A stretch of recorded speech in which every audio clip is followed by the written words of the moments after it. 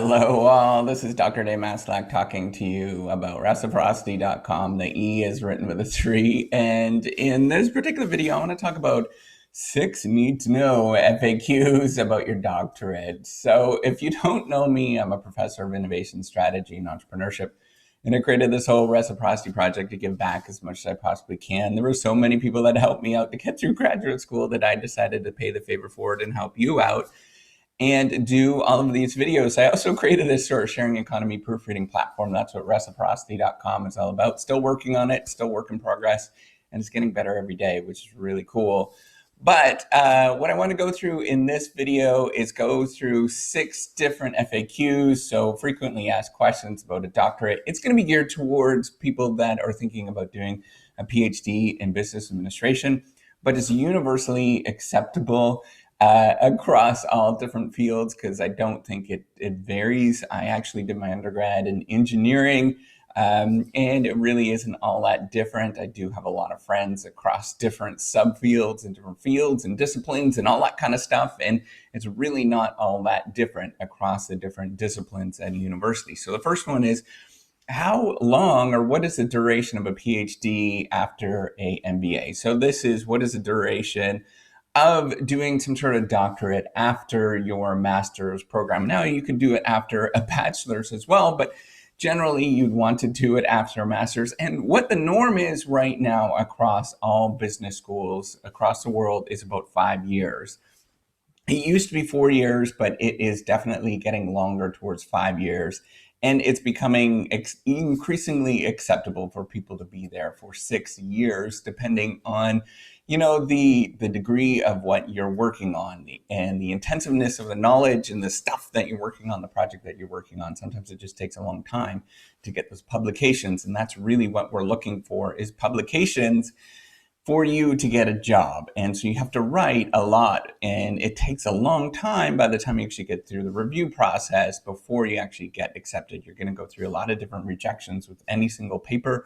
By the time it actually gets good enough, if you're lucky, you're going to get right through, and you're going to get a couple of publications before you actually start your position, academic position, where you're going to go. But that's the rare case. So do you actually need an MBA before a doctorate of business administration? Or, so that would be a DBA or a PhD in business administration. There are real differences between the two of those. So make sure you watch some of the videos that I have in terms of what the differences are.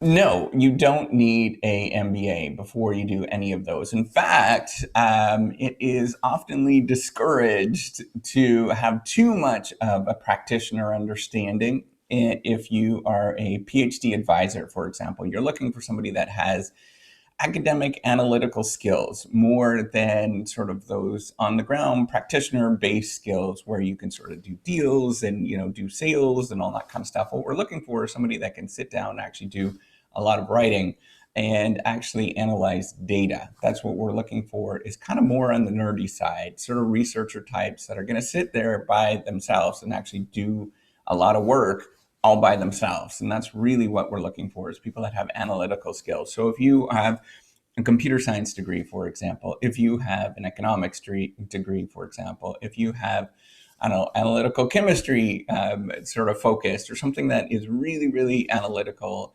that's what a lot of PhD advisors are going to be looking for, is somebody that can actually get some stuff done and know that they're going to get that stuff done. Now, do all PhDs get an academic job? Generally, so there's a caveat with this, so please pay attention.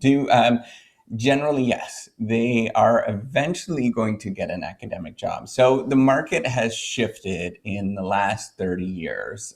It used to be that generally, if you just got a PhD, you got a DBA. DBA is not so much because it's very practitioner oriented, but with it, so geared towards you going out and going back into industry. But if you have a PhD, generally you used to get a job pretty quickly in academia. However, it's shifted a lot. It's become a lot more competitive to get an academic job across the board. It doesn't matter what field you're in, you're going to see across the board, science is just getting a lot more competitive. It's getting tougher to do. And that the main reason is that the global economy is opening up, right? So there's people from all over the world that are essentially coming online. It used to be more or less, an American and sort of British phenomenon where there was universities, but there's lots of different people coming from all around the world that are competing for the same spots. And lots of different universities are starting to open up around the world. They're becoming really good. And so the competition is just becoming much more steep. And what happens when competition goes up, then it drives, it drives, there's so much supply for certain positions that it drives it just makes it harder to get those particular positions, right? And there is the whole tenure track system has sort of artificial quotas, I guess, that's what we would sort of say about them, is that there's kind of artificial barriers to get in because it is really expensive to hire a tenure track professor. So I've heard at American universities, when you get tenured at a university, the university's making $1 million investment in you, and they're going to bet that you are actually going to make a lot of money for them. They're going to make at least $1 million from you over the next few years. So that's big money, right? That they're betting on you. So you have to make sure that everything is kosher with what you're doing, and that's why it's really hard to get an academic job at the end of it. So does it mean it is impossible to get an academic job? No, it just means you have to work at it, and you have to really, really work hard, and you have to really, really want it before you can get that tenure job, academic job. And a lot of people are not going to be able to do that. Unfortunately, a lot of people are, but a lot of people aren't.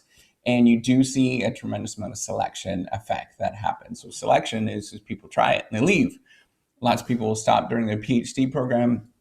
It's totally normal to see that. You also see a lot of people sort of get out into the industry, business world after their PhD program, and then even more when they're going through the whole tenure process and all that kind of stuff. It's fairly common. It's not unusual to see that across all disciplines now, not just in business where that's happening. In fact, it's probably in business, it's been a little bit slower than a lot of different disciplines like in the sciences or engineering, where that's been a lot more common for the last 20 years, for example, to get out and not get those academic positions. So can you get an academic job?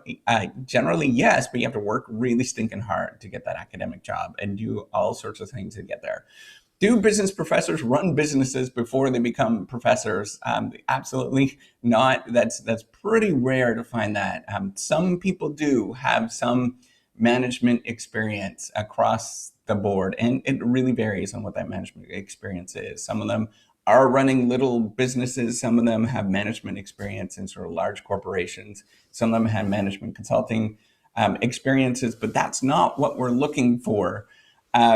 And in fact, it could be looked upon as negative if you're applying and you have 30 years of business experience, or that you are embedded within a community of sort of business, whatever that is.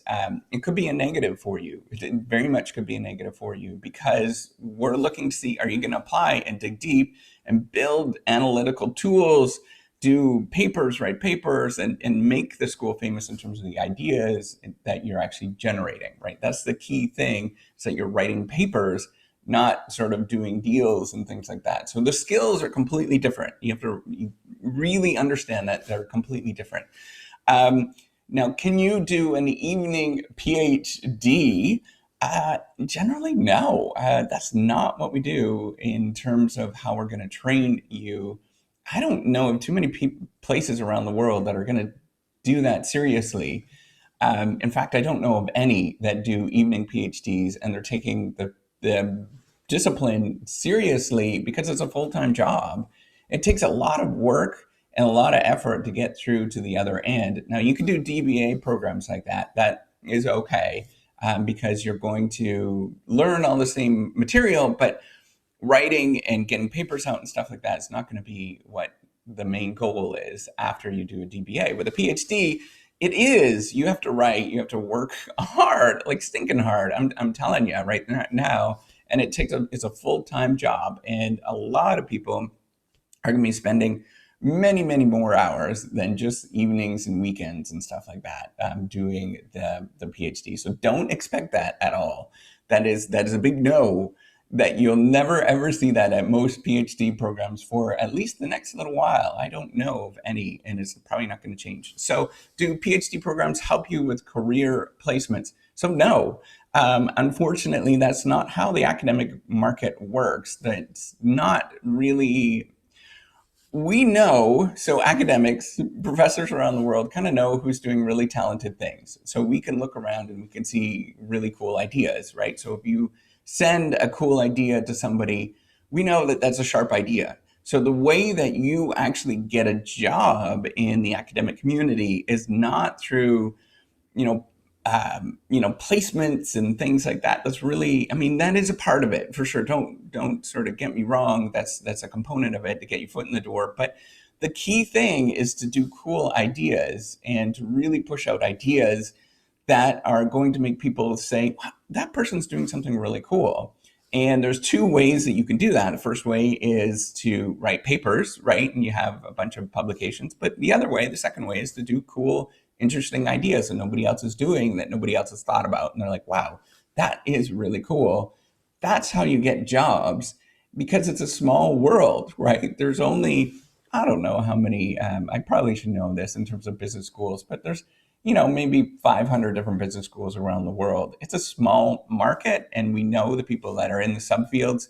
We know when there is a spectacularly cool idea that somebody has introduced, because everybody talks about that, and it becomes the talk of the town, that somebody's doing something that's really interesting. And that is how you get a job. It has very little to do with career placements and things like that. It has to do with more you doing cool and interesting things. And it's a lot different than what you are used to in the career world or the MBA world, where you go and the career placement services are going to help you get a position. Now, it doesn't mean that the PhD advisors are going to help you out and sort of make introductions and all that kind of stuff, but that's not the way the job market typically works. It works on you putting the effort in and you making interesting ideas. All right. So if you like this video about 6 need-to-know FAQs, frequently asked questions about doing your doctorate, give me a thumbs up. I do appreciate it. Do subscribe to the YouTube channel, and looking forward to seeing you on the next video. Bye.